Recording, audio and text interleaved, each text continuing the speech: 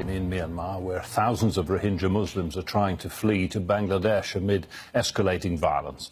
At least 89 people have been killed since Thursday, the day former UN Chief Kofi Annan presented a report on how to stop the violence in Rakhine State. The army has launched what it calls clearance operations after Rohingya fighters attacked more than 20 police and border outposts on Thursday night, killing 12 security personnel. The office of leader Aung San Suu Kyi says 77 Rohingya have died in the subsequent crackdown. Rohingya activists say troops have raided villages, killing people and burning down homes. And an AFP reporter, as well as border officials, say they witnessed the security forces firing at terrified villagers as they fled on Saturday. It's thought as many as 100,000 Rohingyas are now stuck at the border, where Bangladesh is refusing them entry. One of my sons was lost while crossing the border. We could not tolerate the torture from the Myanmar government. They killed our people. Bodies were lying there. We were helpless there. The government's people burned our houses. They also killed our small children. How can we live there? You have seen on the news media how much torture they are doing to us. What we can see on the other side of the border, a huge, massive firing is going on. We heard the sound, and due to that effect, you can see a number of Rohingya people. They're coming down along the hills, along the barbed wire fence. They're sitting. You can see right near to the zero line. We do not know exactly what happened on the other side. Well, looks like something wrong is there taking place. So these innocent civilians, especially women and children, they're rushing in numbers. Well, for more on this, joining us in the studio is Tun Kin. He's president of the Burmese Rohingya organisation in the UK. Thank you, sir, for joining us on Al Jazeera's News Hour. There's never any good news, is there, for the Rohingya? But this, what's happening now, this escalation of violence, is pretty disturbing. It's really disturbing. Is situation getting much worse even day by day. Since yesterday, according to our information, we received at least 400 Rohingya civilians killed by Burmese army, and thousands of Rohingya houses been burned down, and at least 40,000 Rohingya become IDPs, and approximately 100,000 Rohingyas trying to flee from Burma to Bangladesh. And fleeing under fire. Why is it that you think that the military is firing at innocent civilians? I mean, they say they're firing at militants, of course, but clearly they're firing at large groups of fleeing civilians. Why? It's been actually decades of persecution Rohingya have been facing in Burma.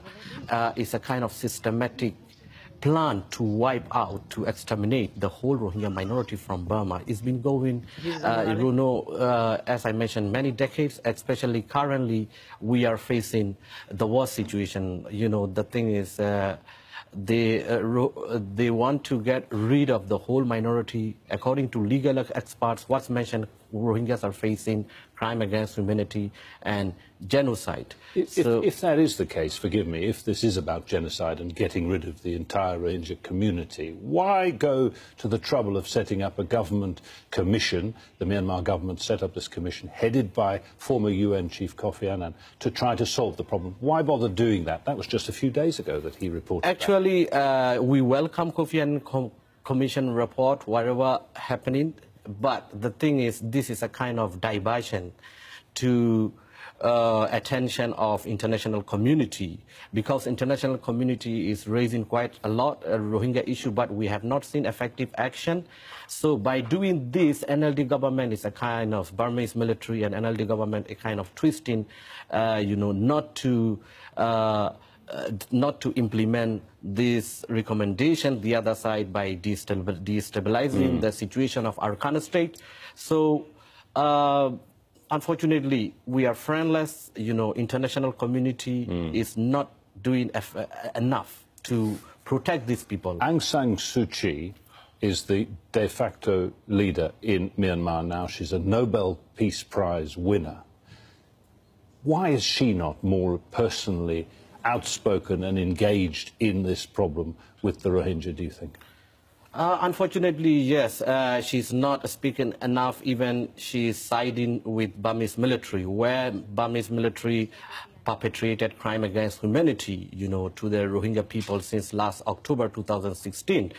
And same time, you know, we need to see international community is also listening to Aung San Suu Kyi. So I want to point out here what Rohingyas are facing today is emergency crisis, where thousands of Rohingyas are, you know, mass killings may happen in a few days' time, the way military is doing operation.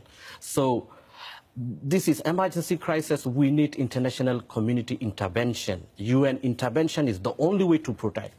What's happening now, the UN and other international community have to take immediate action. UN Security Council should discuss the issue, what's happening now against Rohingya by the militaries, and also, you know, otherwise it's going to be international community will be a kind of a big failure. Okay. So there is a kind of mass murder, you know, military will do, because same thing we have seen last October 2016. So the way what we are receiving from the ground is seriously worsening situation.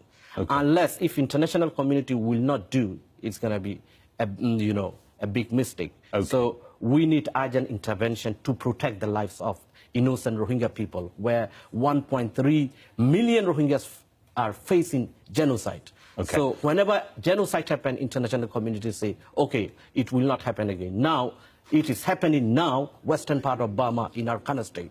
So we need urgent intervention from UN Security Council. Okay. Responsibility to protect lives of international community. Burmese government will not do anything again. Okay, we're going to have to leave it there. Tun Kin, thank you so much, President of the Burmese Rohingya Organization in the UK.